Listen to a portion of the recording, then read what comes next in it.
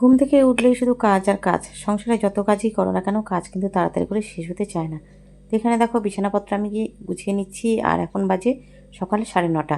তো অনেক সকালে কিন্তু ঘুম থেকে উঠেছি।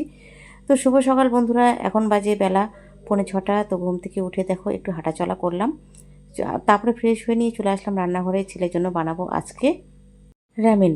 তো ছেলে এটা অর্ডার করেছিল, অনলাইন থেকে এসেছে। তো এটাকে আজকে বানাবো। এটা কিন্তু আমি প্রথম বানাচ্ছি।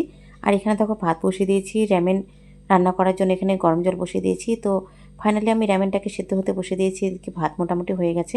তো বেশি বড় ভিডিওটা করলাম না, এখানে র‍্যামেনটা হয়ে গেছে। তো ছেলে স্কুলে গেল আর টিফিনে নিয়ে গিয়েছে র‍্যামেন।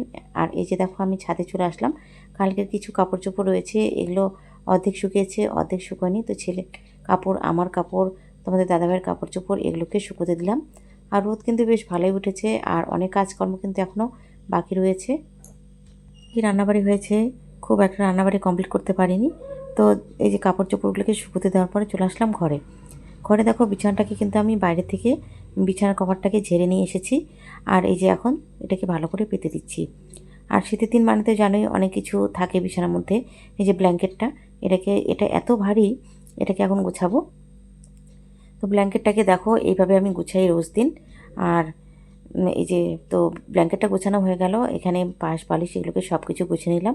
মশারিটাকেও বেশ সুন্দর করে গুছিয়ে রাখছি। তো চলো, তো বিছানাপত্র গোছানো হয়ে গেল। আর এই যে এখন যাব ঘর ঝাড়ু করতে। তো সব ঘর কিন্তু ঘর ঝাড়ু করা হয়ে গেছে আর এই ঘরটা দেখো ঝাড়ু করা হয়নি। তো এই যে দেখো আমি বড় একটা ঝাড়ু নিয়েছি। আর এটাকে কি বলে বলো তো? এই এটাই এই ঝাড়ু যে আমরা বানিয়েছি, এগুলোর নাম তোমরা একটু জানিও তো আমাকে কমেন্ট করে। আমি কিন্তু আগে জানতাম না, তবে এখন জানি।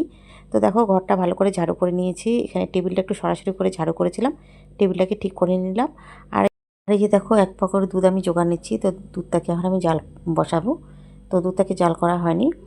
আর এখানে দেখো রান্নাঘরে, তো দুধটাকে আগে জাল বসিয়ে দিলাম। রান্নাঘরে কিন্তু বাসনপত্র অনেক জমেছে, বাসনগুলোকে মাজা হয় নাই। তো কাজের মাঝখানে একটু কিন্তু আমি বসেছিলাম। তো এখনও কিন্তু ঘর মোছা হয়নি। তো ঘরগুলোকে মুছবো, সেটা আর তোমাদেরকে আজকে শেয়ার করছি না, অন্যদিন শেয়ার করব। তো বন্ধুরা সমস্ত কাজকর্ম করে নিয়ে স্নান করে নিয়ে এই যে চলে আসলাম রান্নাঘরে খেতে।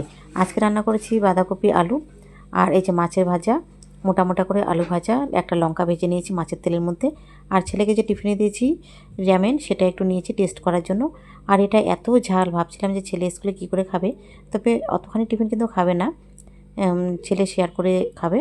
তো দেখো এত ঝাল, আমি ঝালে একদম ওটাকে খেতেই পারছি না, তবু কিন্তু খেলাম। আর টেস্ট কিন্তু খুব লাগছিল। খাওয়া দাওয়া করে যে ছাদের মধ্যে এসে বসলাম রোদের মধ্যে, বেশ ভালো লাগছে রোদটা। তো চলো আজকের জন্য টাটা।